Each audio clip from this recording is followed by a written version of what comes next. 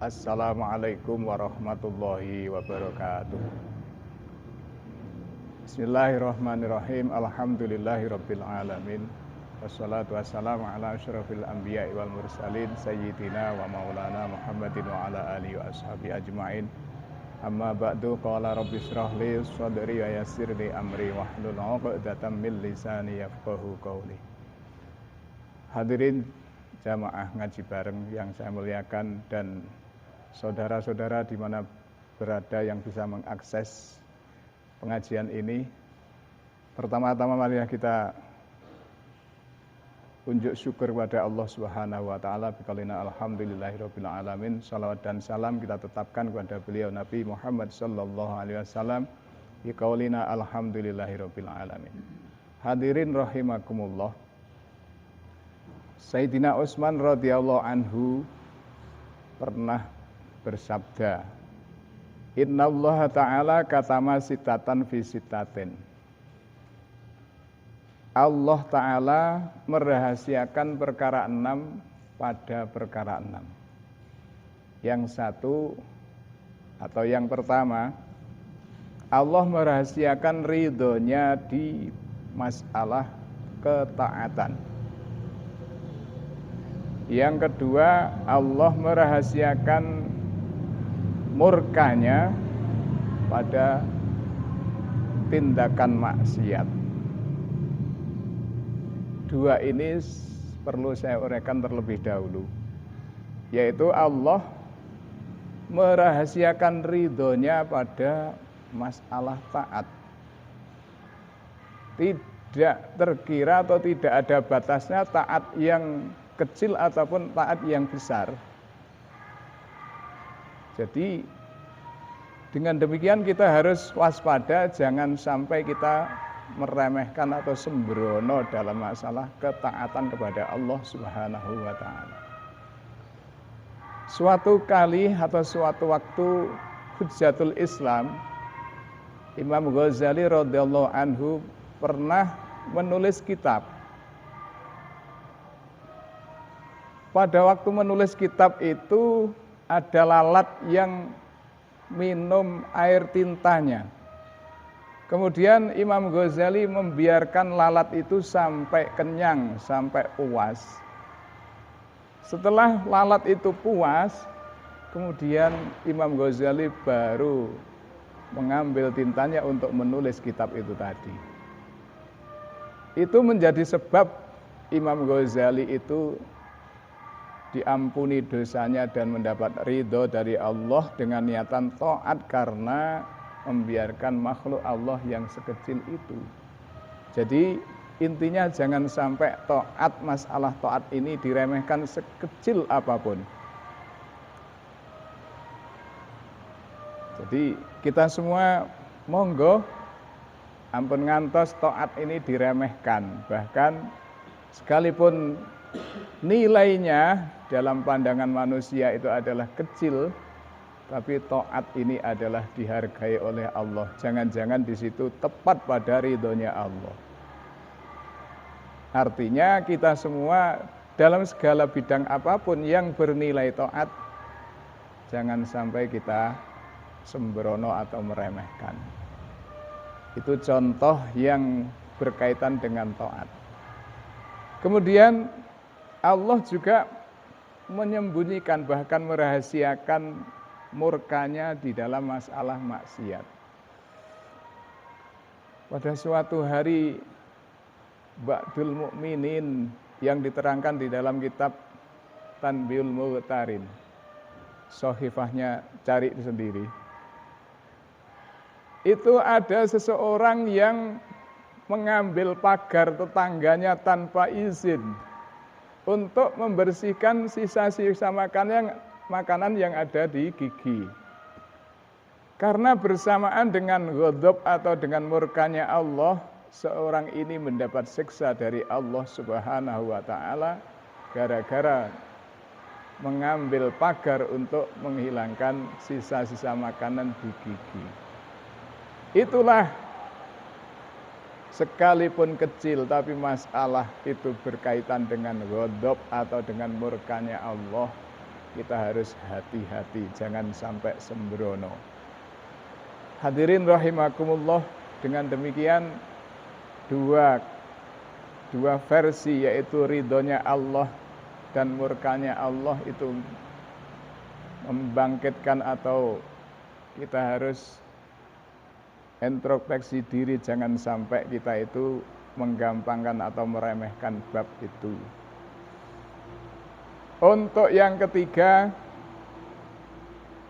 Allah menyembunyikan asma atau asmaul a'zam di dalam Al-Quran. Maka dengan demikian kita harus pandai-pandai membagi waktu untuk membaca Al-Quran dari awal hingga khatam kembali lagi.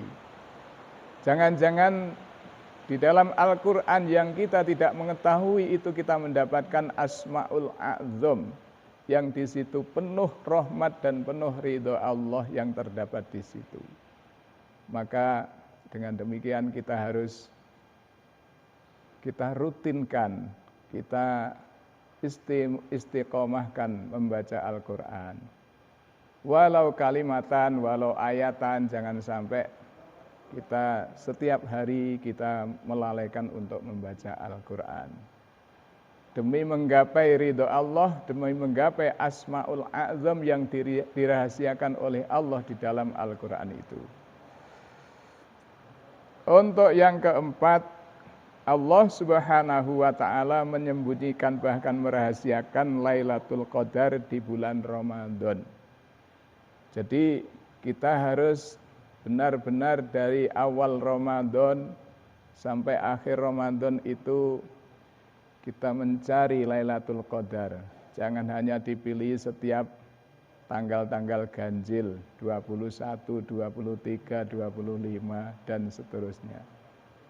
Bahkan di situ di bulan Ramadan amal sunnah pahalanya seperti amal fardu. Jadi kita harus pandai-pandai membagi waktu, pandai-pandai mencari Lailatul Qadar di bulan Ramadan. Dari awal Ramadan sampai akhir Ramadan. 1, 2, 3. Yang keempat, Allah menyembunyikan sholatul wusta di beberapa sholat 5 waktu. Sholat 5 waktu. Maka Allah manti-manti bahkan pesan dengan ayat yang lain, hafidhu ala sholawati was sholatil wusta. Dari pentingnya sholat wusta, wakilah sholat wusta itu sholat subuh. Yang kedua sholat asar. Jadi sholat dua-dua ini dinamakan sholat wusta. Karena apa? Sholat wusta itu susah dilakukan, bahkan godaannya sangat banyak. Kalau subuh, kita itu kadang-kadang ketiduran. Bahkan banyak, tidak kurang orang yang sholatnya subuh itu terus dibarengi dengan munculnya matahari. Na'udzubillah, na'udzubillah. Jadi sholat wusta ini memang berat sekali. Allah manti-manti, wekas hafidhu ala sholawati wa sholatil wusta. Jagalah sholatmu, sholat-sholatmu jagalah mulai sholat duhur, asar, maghrib, isya, subuh, dan sholat yang tengah ialah sholat wusta. Bahkan kalau kita memikirkan biasanya sholat itu tidak ada sholat duhur, apa itu? Sholat subuh keduhuran. Sholat subuh keduhuran, artinya sholat subuh keburu-buru duhur tidak. Tapi kalau sholat asar keburu maghrib ini banyak sekali di kalangan kita. Terus sholat subuh juga begitu, diburu-buru oleh terbitnya matahari. Maka sholat wusta ini sholat yang pilihan yang susah untuk dilaksanakan. Maka monggo kita semua ini betul-betul memperhatikan sholat wusta yang didawuhkan di Al-Quran. Yang keenam, Allah merahasiakan hari kiamat di beberapa hari.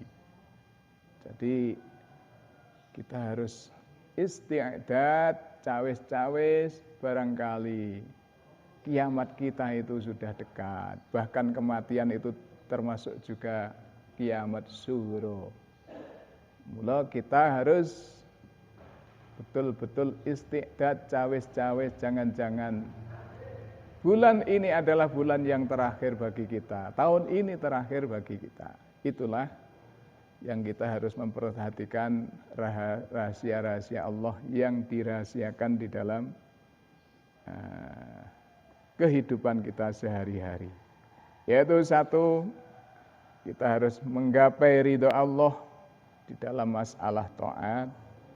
Kedua, kita harus hati-hati jangan sampai maksiat ini kita gegabah akhirnya melakukan maksiat seenaknya.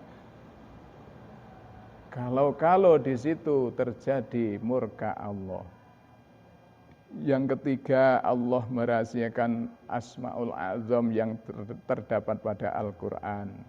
Jadi marilah kita selalu membaca Al-Quran, membagi waktu dalam sehari semalam, kita jangan sampai meninggalkan membaca Al-Quran untuk menggapai Asmaul Azam yang di situ penuh rahmat dan penuh ridho Allah. Yang kelima, yang keempat ya, Allah merahasiakan Lailatul Qadar di bulan Ramadan. Yang kelima, Allah merahasiakan sholat wusta. Yang keenam, Allah merahasiakan hari kiamat di beberapa hari. Itulah para pemirsa yang kami hormati, barangkali ada kekhilafan, ada salah dalam saya mengartikan, mohon maaf yang sebesar-besarnya. Semoga ada manfaatnya. Billahi taufiq wal hidayah. Wassalamualaikum warahmatullahi wabarakatuh.